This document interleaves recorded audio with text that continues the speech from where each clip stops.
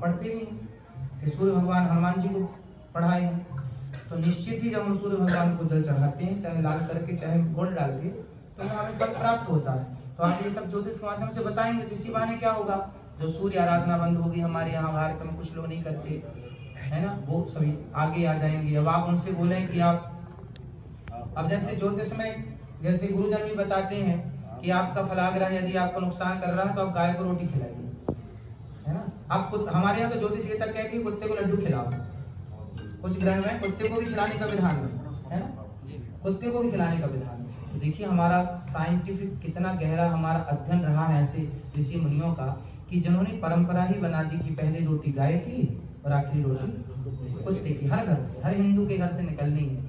तो ये पूरा ज्योतिष के आधार पर ही चल रहा, पूरा गणित है, पूरा सृष्टि किसके आधार पर है, गणित, तो गणित ज्योतिष है। आप आश्चर्य मानेंगे, दुनिया नासा का गठन कब हुआ, 1960 के 2 साल पहले, है ना, 58 कह लेते हैं, है ना, लगभग कंफर्म नहीं, लगभग 58 में, 1958 में नासा का गठन हुआ। तो नासा इसके पहले थी नहीं, और नासा नहीं थी तब भी हमारे यहाँ पूरी दुनिया में सूर्य ग्रहण होता था, चंद्र ग्रहण। अब चंद्र ग्रहण कब होगा, सूर्य ग्रहण कब होगा, किस तारीख को होगा, कितने बज के कितने मिनट और कितने सेकंड में होगा, ये भारत के ऐसे ज्योतिषी ही तो बताते हैं। नासा तो अभी बताने लगा है, खर्चा करके करोड़ों सैटेलाइट के द्वारा बताता है, लेकिन नासा को भी गणित देने वाले भारत ही, आर्यभट्ट 0 देने वाले हम लोग, दशमलव देने वाले हम लोग, कुल मिलाकर के जो सबसे बड़ा साइंस है वो ज्योतिष ही है। पर उसका मिसयूज किया गया, गलत ढंग से उसको बताया गया, तो लोगों की श्रद्धाएं खत्म हो गई। वरना पूरा भूगोल, पूरा सूर्य चंद्रमा की गति ज्योतिष से निकलती है, आज भी निकलती है। उसी आधार पे हमारे यहाँ कुंभ पड़ता है। जब बृहस्पति एक चक्कर लगा लेते हैं पृथ्वी का, तब कुंभ पड़ता है। बृहस्पति जी एक चक्कर कितने वर्ष में पूरा कर लेते हैं पृथ्वी का, 12 वर्ष लगते हैं, इसलिए 12 साल में कुंभ पड़ता है, 4 कुंभ पड़ते हैं। तो बृहस्पति पृथ्वी का एक चक्कर 12 वर्ष में लगाते हैं। तो ये चक्कर हमारे यहाँ कौन बता रहा है। अब हर 12 साल में कुंभ पड़ता है, कभी नासिक में, कभी प्रयाग में, कभी हरिद्वार में, कभी उज्जैन में। तो क्यों पड़ता है, क्योंकि ये ज्योतिष के आधार पर पूरा गणित है। मतलब हम लोगों को सब पता है कि कब सूर्य ग्रहण है, कब चंद्र ग्रहण है, कब कौन सी तिथि का क्षय हो गया। ये कौन बताता है कि तिथि का क्षय हो गया। मतलब कितनी गहरी हमारी गणित रही, और ये गणित के बल पर ही सब चलता आया है। तो उसी को आप लोगों को चलाना है ऐसे महापुरुषों के द्वारा, और आप चलाएंगे, मुझे विश्वास है। हमारे धर्म को आप लोग ही आगे बढ़ाएंगे, पूर्ण रूप से परिपक्व होकर के, और सदा भगवान का चिंतन बनाए रखिएगा। हम ज्योतिष के ज्ञानी हो जाएं, व्याकरण के ज्ञानी हो जाएं, न्याय के ज्ञानी हो जाएं, उपनिषदों के ज्ञानी हो जाएं, सबके ज्ञानी हो जाएं, लेकिन कल्याण ज्ञान से नहीं होगा। किसी भी ज्ञान से आप अपना चाहें कि सदगति कर लें, पॉसिबल नहीं है।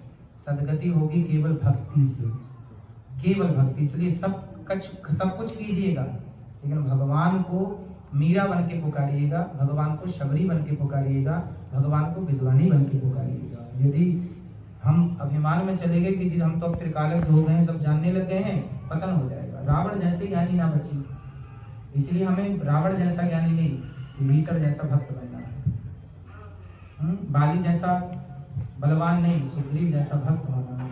तो हमें ज्ञानी होके ये याद रही आए कि हे नाथ मैं आपको कभी भूलूं नहीं। बोले कृष्ण कन्हैया लाल की जय हो। गौरी गोपाल भगवान की जय हो। महाराज जी हमारे यहाँ गुरुकुल में पधारे, हमारे ये सौभाग्य है कि दोनों महाराज जी ने हमारे गुरुकुल में पधार कर हमें और हमारे छात्रों को आशीर्वचन दिया। महाराज जी ने सही कहा कि यह आवश्यक नहीं है कि किसी भी एक मांगलिक का दूसरे मांगलिक से विवाह हो। कहा जाता है, महाराज ने गुरु का जिक्र किया, सही बात है। कहा गया है किम कुर्वन्तु ग्रहा सर्वे यस्य केंद्रे बृहस्पति। कहते हैं यदि केंद्र में गुरु हो जाए तो सारे ग्रह अगर अशुभ प्रभाव दे रहे हैं तो शुभ प्रभाव देने लग जाएंगे। बिल्कुल सही बात है। इसी प्रकार हम लोग इस प्रकार से अध्ययन करते आए हैं, उसी प्रकार करें। और अंतिम महाराज ने कहा भक्ति अति आवश्यक है। आप ज्योतिषी हैं, कर्मकांडी हैं, चाहे कुछ भी, लेकिन भक्ति इस जीवन में अति आवश्यक है, जरूरी है।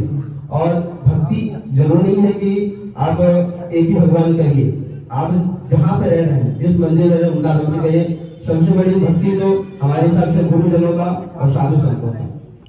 तो कहीं भी महापुरुष हो या साधु संत हो, जिनके सानिध्य में आप रह रहे हो, गुरुजन हो, उनकी श्रद्धा से आप विश्वास से उनकी श्रद्धा से पूजन या फिर जो भी श्रद्धा करें उनका सत्कार करें। अब हमारे बीच तीर्थ पुरोहित महाराज जी गोविंद जी बता रहे हैं, इनका आशीर्वचन 2 मिनट लें, उसके बाद प्रमाण पत्र वितरण का कार्यक्रम प्रारंभ करेंगे। महाराज जी आपको दिन विधान बिंदा विभिन्न